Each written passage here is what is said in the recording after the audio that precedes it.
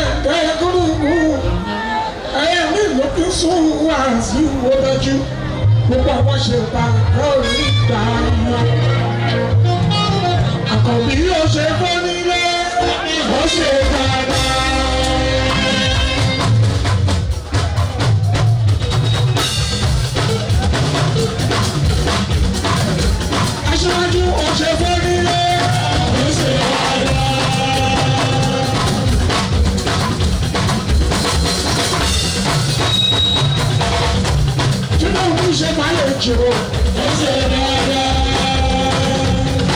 Àkọ́bí ó ṣe fàlejò sẹ́ o ó ṣe dáadáa. Àsìkò tí kò pàṣẹ sọ ẹ̀mú. Àsìkò tí kò pàṣẹ sọ ẹ̀mú.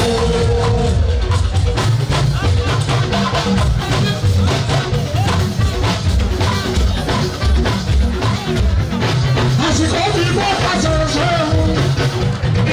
Àsìkò tí kò pàṣẹ sọ ẹ̀mú.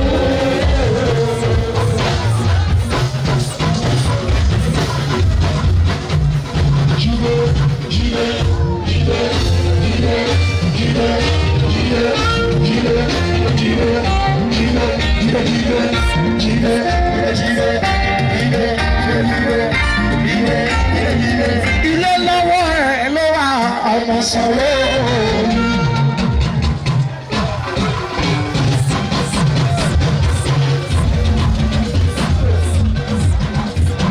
Please subscribe to Face TV Africa and turn the notification on. Face TV Africa, ẹ jọ̀ọ́ ẹ subscribe hete. Face TV was Swoby.